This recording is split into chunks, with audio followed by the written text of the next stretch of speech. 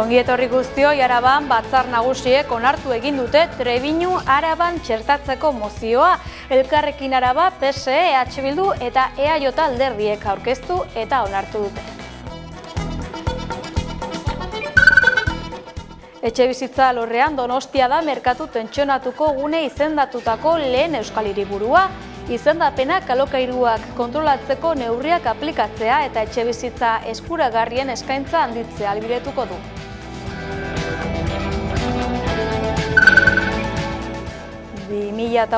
Bateko urrian Bilbon gizonezko bat hiltzea leporatutako gizona akusatuen aulkian eseri da gaur. Defentsako abokatuak bere bezeroa errugabea dela defendatu du.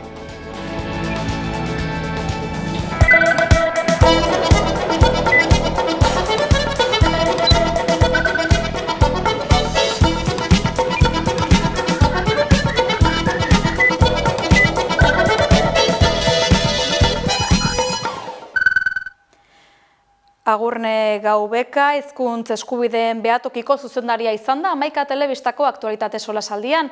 Euskarak 7 lurraldetan duen egoerari buruz hizketan, baita euskal herritarrek euskal hizkuntzan bizitzeko zailtasun eta erronkei buruz ere. Kaixo guztioi eta ongi etorri. Euskaldunok oraindik ere hainbat muga, zailtasun eta erronka ditugu gure egunerokotasunean euskaraz aritzeko. Beraz, honen inguruan eta euskararen egungo egoera orokorrari buruz hitz egiteko daukagu gaurkoan aktualitate solasaldian Agurne Gaubeka, hizkuntza eskubideen behatokiko zuzendaria. Arratsaldeon eta mila esker etortzeagatik. Kaixo, arratsaldeon, eskerrik asko zuei. Behatokiak 25 urte beteko ditu datorren urtean, 2026an, nola baloratuko zenuke behatokiak pasaden mende laurdenean egindako ibilbidea? Bai, azkenean urte asko dira ez, 25 urte, nik neuk dudan adinaren erdia ia ez, eta esan behar dugu behatokia berez, sortu zela ixteko helburuarekin, ez? Hau da, aldi baterako laguntza erakunde bat, fundazio bat bezala sortu zen, eta kuriosoa da, 25 urte pasa dira, eta gauzak pentsatzen genuena baino zailago daude, egoera asko betikotu dira ere, ez dira hainbat arlotan, ez dira espero genituen aldaketak eman, eta azkenean 25 urte pasa dira eta orain ikusten da ez, Euskal Herriko luze zabalean badagoela hizkuntza eskubideen behatokiak egiten duen lanaren beharra, eta horren adierazgarri da ere herritarrak gure gana jotzen dutela urtez urte. Guzti honen isla ere bada pasaden apirilean argitaratu zenuten 2024ko txostena.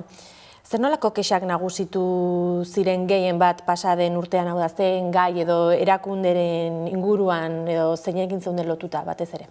Bai, guk Euskararen telefonoa izaneko zerbitzuan, azkenean, jasotzen ditugu bai eremu publikoari dagozkion inzidentziak eta bai eremu pribatua edo sozioekonomikoari lotutakoak.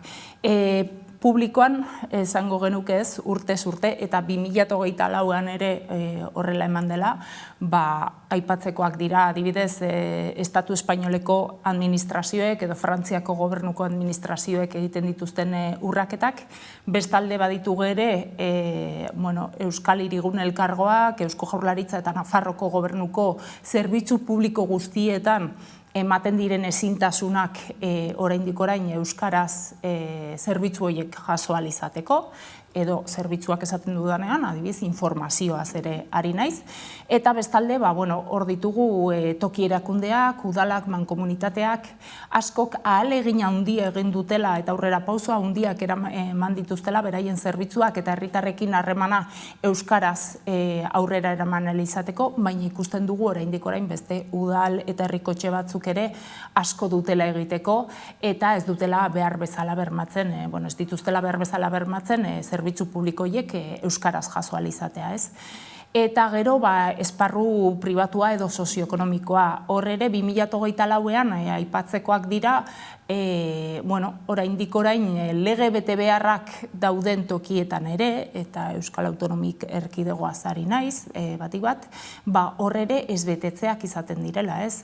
Bai enpresa handiak, multinazionalak, kateek, badituzte gure hizkuntzarekiko bete beharrak, informazioa euskaraz emateko bete beharrak, zenbaitetan oinarrizko zerbitzuak direnean kontratuak, bezeroekiko informazioa euskaraz ere eskaintzeko bete beharrak, eta ikusten ari garena da, 2023ko azken legea aurrekoa baino makurragoa izan zen eskubideen bermeari dagokionean, eta horrek ere eragina izan duela, ez? Enpresen egunerokotasunean gutxitan txertatzen dela euskara, eta gutxitan kontuan hartzen dela zerbitzuak edo ondasun bat saltzerakoan euskararen presentzia edo hizkuntza eskubideak bezeroenak errespetatu ahal izatea.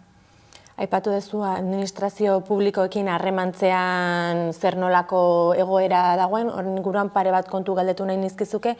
Alde batetik, lanpostu publikoetarako hizkuntza eskakizunari dagokionez, azken hilabetetan nahiko pilpilean dagoen kontua epaitegiek hainbat kasutan erabaki dutelako eskatutako euskara maila gehiegizkoa dela. Hor daukagu Gipuzkoako Foru Aldundiko kabia zarretxeko kasua, orain ere azaldu da Pasaiako udalak eskatutako lanpostu baterako helegitearen atzera pausoa ere. Nola baloratuko zenituzke halako erabaki judizialak? Esango genuke, egoera gizartean bertan ere eztabaida sortzen ari dela, eta ez dela behar bezala bideratzen ari, eta instituzio publiko ez, eta agintari publiko ez ari naiz. Batik bat, lege babesa ahula dugulako, oraindik orain, baita euskara ofiziala den eremuetan, epai ezberdinak izan dira, bai Euskal Autonomia Erkidegoan aipatu duzun bezala, baina Nafarroako Foru Erkidegoan ere izan dira, ez? Eta horre guztiak guk harreman zuzena ikusten dugu herritarren hizkuntza eskubideak bermatzearen inguruan, eta ez hori bakarrik, euskaraz lan egiteko eskubidearen inguruan ere, batzuetan zerbitzuak euskaraz eskaintzeko beharrezkoa da euskaraz lan egiteko gaitasuna edukitzea. Eta gaitasun hori, batzuei gehiago edo gutxiago gustatuko zaie, baina egia da hizkuntza eskakizunen bidez momentu honetan akreditatzen dugula, ez? Orduan guk aldebikoa ikusten dugu, batetik ikusten dugu gaitasun eza zerbitzuak euskaraz eskaintzeko, eta bestaldetik ikusten dugu ere gaitasun nahikoa ez behar bezala zerbitzu horiek euskaraz eskaintzeko, ez? Baldintzatu gabe herritarren hizkuntza hautua.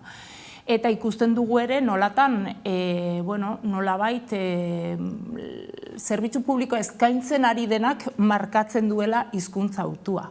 Eta epaitegiek ez dutela kontuan hartzen, ez?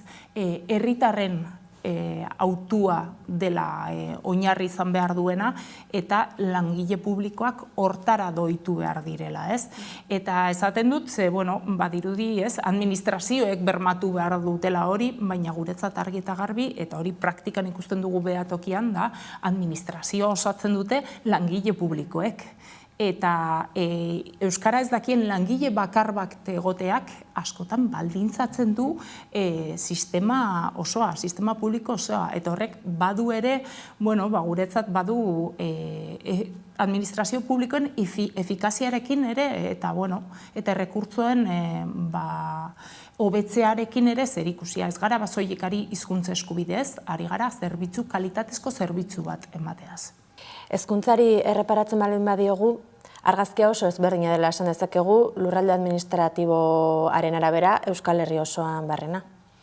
Bai, egia da, euskara ikasteko aukerak eta hori murgiltze eredua adibidez sistema publikoan maila ezberdinetan ezarrita dugula, baina bat esango genuke aman komunean dauden hezkuntzarekiko arazoak ere badirela. adibidez hezkuntzari lotuta unibertsitatetako egoera, lanbide heziketako egoera, ari naiz ere, ez bakarrik Nafarroan edo Ipar Euskal Herrian, ez zer gertatzen da, Euskal Autonomia Erkidegoan oinarrizko lanbide heziketan egiten den eskaintzarekin, ez, oraindik euskarazko eskaintza are urriagoa dela, baina gero, bai, foko batzuk badaude bai Ipar Euskal Herrian, hezkuntza publikoan behar bezala ez dagoela errekonozitua Frantzia, euskaraz ikasi ahal izatea.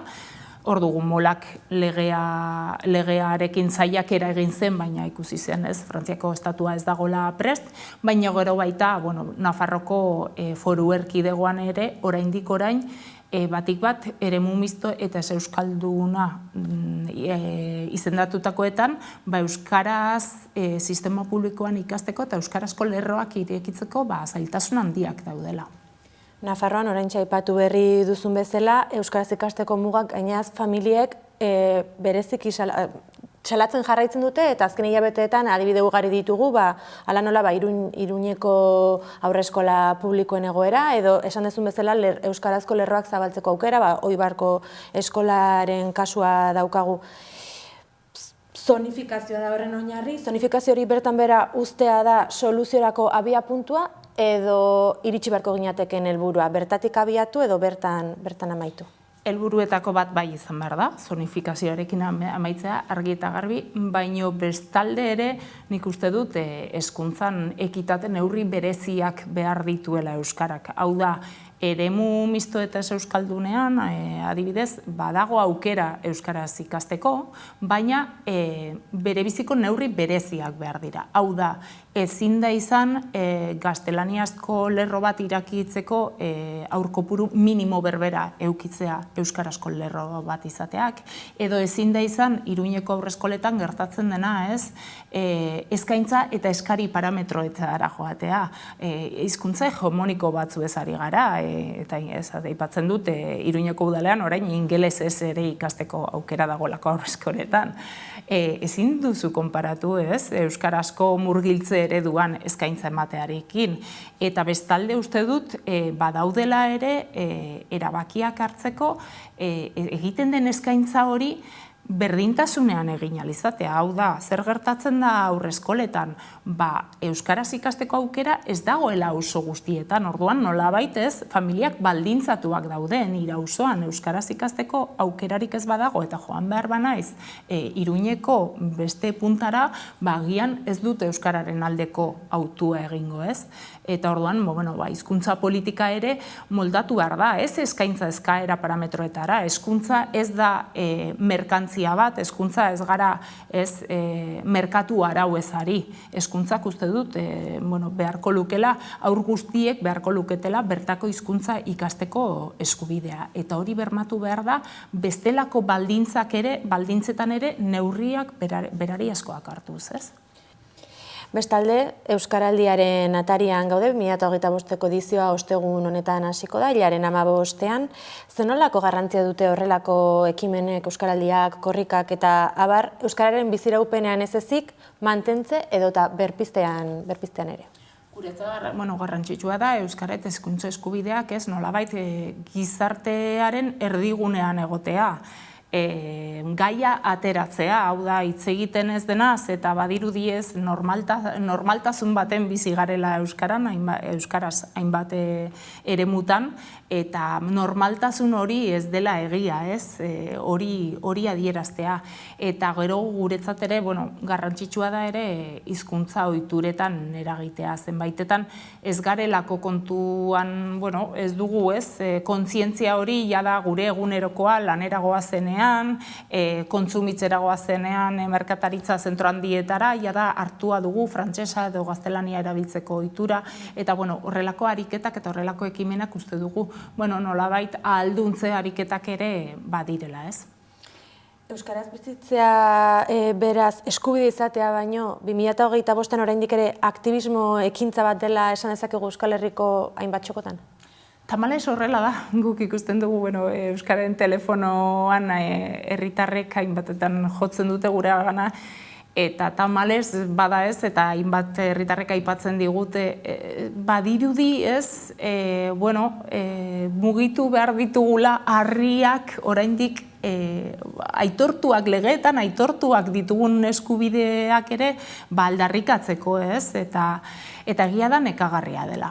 Herritar askok aipatzen dute, tramite berbera egiteko euskaraz, jo behar izan dut zuen gana, arartekoaren gana, administrazio publikora, pixka batez, gainera zalantzan jartzen duten nire hitza, ni naiz aukeratu behar duena, Osakidetzako pultseritas adibidez ari naiz ez, ni naiz markatu behar dudana zein hizkuntza nahi dudan, gaztelania dunek edo frantsesa erabili nahi dutenek, arazoiek ez dituzte, eta behingoz ez normalitate horren adierazgarri edo uste dut bai badela aktivismoaren motxila hori oraindik erabili behar dugula.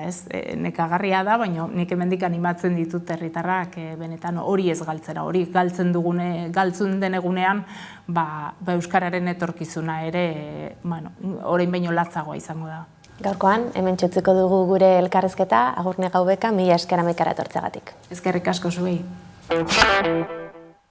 Nazioarteari begira Pepe Mujica Euskal Jatorriko gerrillari hoi eta Uruguaiko presidente izandakoa hilda. Pepe Mujica hilda.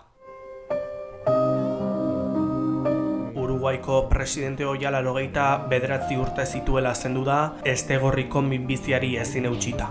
Mujikak berak iragarri zuen gibelera edatu zitzaiola eta bere gorputzak ez zuela gehiago jasaten. Me quiero despedir de mis compañeros y de mis compatriotas. Lo que pido es que me dejen tranquilo, que no me acosen con entrevistas al pedo ni nada más. Se terminó mi ciclo hace rato. Sinceramente me estoy muriendo. Y el guerrero tiene derecho a su descanso. 2010-tik 2015 bitartean Uruguaiko presidente izan zen. Latinoamerikako lider karismatikoenetako bat, 1935ean munduratu zen Montevideon eta jatorri euskaldunekoa zen. Bere gaztaroan Alderdi Nazionaleko militante zela, 1960ko hamarkadaren erdialdean Tupamaroen nazio askapenerako mugimenduaren sortzaileetako bat izan zen. Garai horietan egindakoagatik 4 aldiz atxilotu zuten. 1985ko amnistiaren ondorioz aske gelditu ostean, herri parte hartzaren mugimendua eratu, 1989an diputatu hautatu eta ondoren Fronte Zabaleko senatari. 2005an herrialdeko presidente orde izendatu zuten eta 5 urte geroago presidente. Bere agintaldian erreforma sozial garrantzitsuak bultzatu zituen. Hala nola, sexu bereko pertsonen arteko ezkontza legeztatzea, abortua despenalizatzea eta marihuana historiko legeztatzea. 2020an politika aktiboa utzi zuen. Justizia sozialaren, demokraziaren eta berdintasunaren aldeko borrokaren simboloa izan zen. Munduko presidenterik xumeena bezala ezagututa, boterearen luxuak baztertu eta bere etxe apalean bizitzea erabaki zuen presidentearen jauregiaren ordez. Bere bizitzan zehar giza eskubideen defendatzaile nekaezina ere izan zen. 2024ko apirilean Mujikak prentsaurreko batean iragarri zuen tumore bat zuela Estegorrian. Se descubrió que tengo un tumor en el esófago. Eta Fronte Zabalaren kanpainaren amaieran agur kutsuko hitzaldia bota zuen. Porque estoy peleando con la muerte. Porque estoy al final del partido. Jose Alberto Pepe Mujica hilda, Uruguaiko zein mundu zabaleko historian eta politikan arrasto nabarmena utzita. Gracias.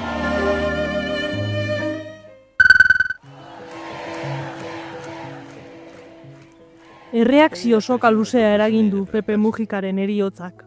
Uruguaiko egungo presidente Yamandu Orzik baieztatu du Pepe Mujica lehendakari ohiaren heriotza, eta berria zabaldu orduko erreakzio soka hasi da.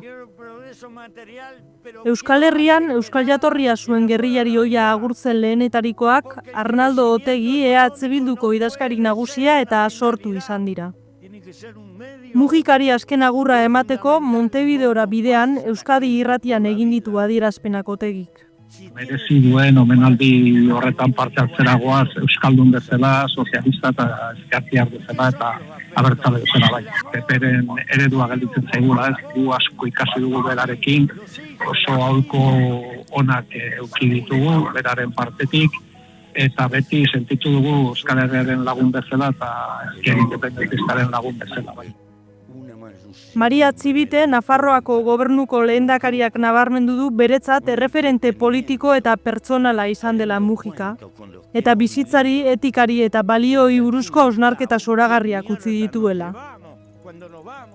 Imanol Pradales Eusko Jaurlaritzako lehendakariak ere egin ditu adierazpenak.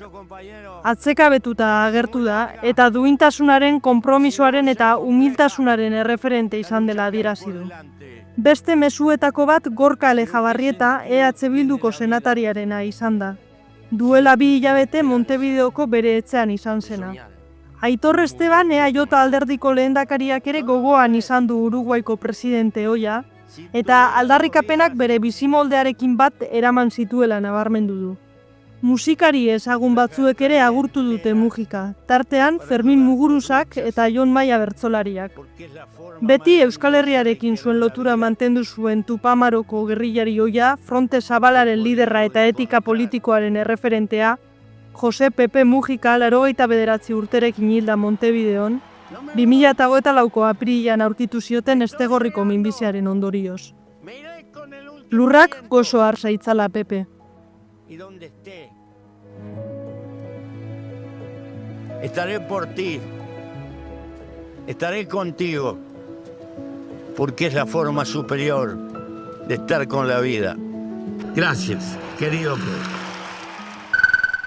Iruñaragoa zorain sare herritarrak agerraldia egin baitu bertan, Irun Errejano konteguzu. Sare herritarrak maiatzaren 17an eta 18an Lesakatik Iruñera egingo duen ekimenaren berri eman du gaurko agerraldian. 554 kilometro osatuko dute herriz herri leloak dioen bezala puzlea osatu arte. Adierazi duenez 57 preso daude oraindik etxerako bidean. Beraz, larun batean Lesakan hasiko dute eta Iruñan amaituko dute igandean ekimena. Sare herritarrak puzlea osatu arte ekimenaren amaieraren berri eman du Iruñean egin duen agerraldian. 4 egun barru puzlea osatu arte ekimena Iruñean amaituko da. Maiatzaren 17an eta 18an 554 kilometro eginen dituzte herriz herri, Lesakatik Iruñera, behin betiko ebazpena eta oraindik hasi ez duten presoen etxeratzea aldarrikatuz. Adierazi dutenez, salbuespen lege eta politikak oztopo dira oraindik etxerako bidea egiteko duten 57 presoen kasuan. Sare herritarraren ustez, ezinbestekoa da elkarbizitza agertokietara jauzi egin nahi badugu, gatazkak utzi dizkigun ondorioekin amaitzea. Ezinbesteko dugu behin betiko konponbidea. Zentzu horretan hartuko ditugu kaleak datozen egunetan. Zentzu horretan aldarrikatuko dugu euskal gizarteak eta gure herriek puzlea osatzeko duten beharra. Lesakatik hasita Gipuzkoa, Bizkaia eta Araba zeharkatuko dute eta igandean Nafarroara itzuliko dira amaierako ekitaldia Iruñan eginez. 28 herri zeharkatu ondoren. Herri gisa aurrera egin nahi badugu, beharrezko dugu elkarbizitza agertokietara jauzi egitea.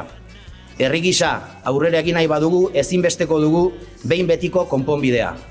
Herri gisa aurrera egin nahi badugu, ezinbesteko dugu konponbidearen puzlea osatzea. Puzlea osatu arte euskal preso ieslari eta deportatuak etxera. Sarek behin betiko ebazpena beharrezkotzat jo du eta zentzu horretan euskal kaleak hartuko dituzte. Benetan oinarrizkoa dena ez dela ikusten.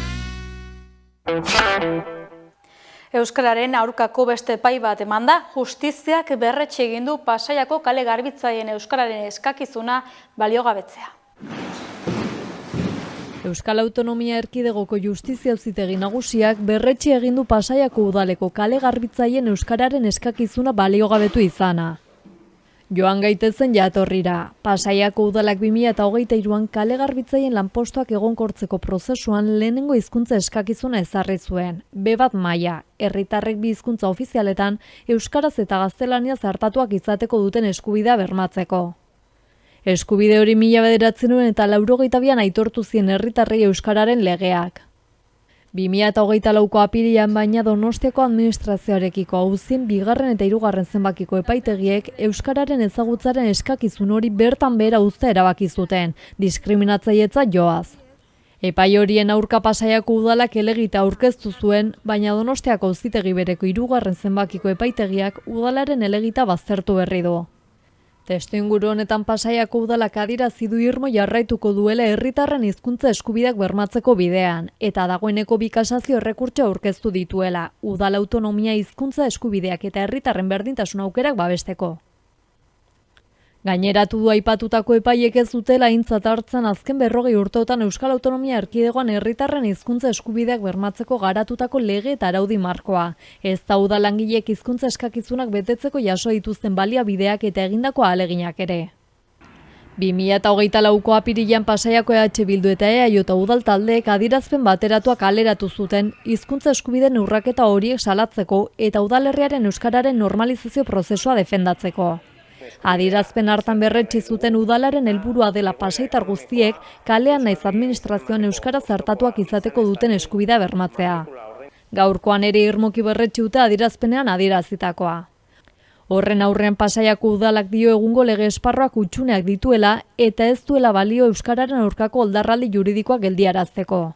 Horregatik eta udalek euskararen normalizazioan aurrera egiten jarraitu ahal izateko, Eusko Legebiltzarrari eta Eusko Jaurlaritzari dei egin die udalek euskaraz jarduteko eskubidea bermatzeko beharrezkoak diren lege egokitzapenak ahalbidetu ditzaten. Erabaki da urten ere.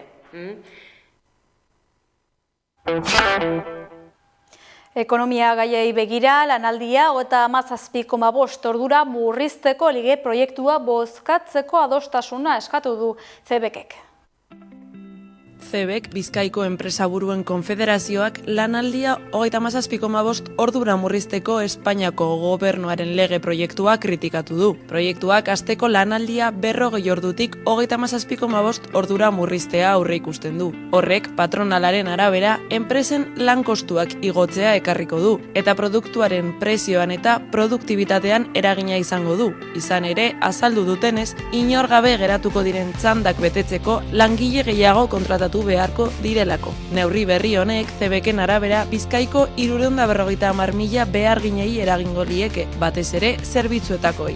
Francisco Javier Azpiazuz, CEBEKen idazkariak horrelako neurri batek lan hitzarmen esparruan ados jartzea eskatzen duela adierazi du, eta hortaz, Espainiako Kongresuko alderdi politikoei eskatu die lege proiektua bozkatzerako orduan hori kontuan hartzeko. Azaldu duenez, lege proiektua elkarrizketa sozialetik kanpo egin da, eta sindikatu eta enpresarien arteko aldez aurreko akordiorik gabe osatzen ari da. Aste artean heldu zen Espainiako diputatuen kongresura, presazko tramite baten bidez onartzeko. Hala ere, Espainiako gobernuak oraindik ez du tramiteak aurrera egiteko behar beste babes. Neurria gorteen aldizkari ofizialean argitaratu ostean 8 eguneko epea izango dute talde parlamentarioek zuzenketak aurkezteko.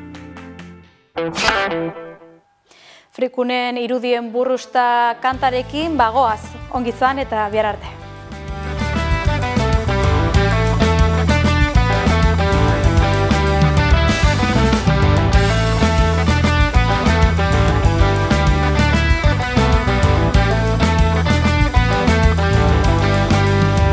Ies egin gabe has gaitezen, egoera den bezala aurre egiten, hain lauso ingurumena ikusteari uko egin nuen.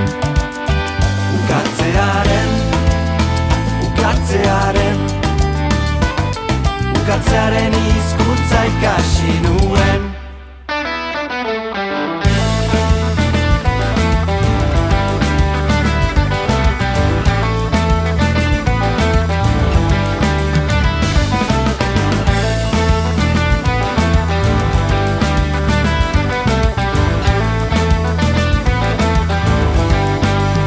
Ze potentzia dago harranparen izuan, buru argitasuna txik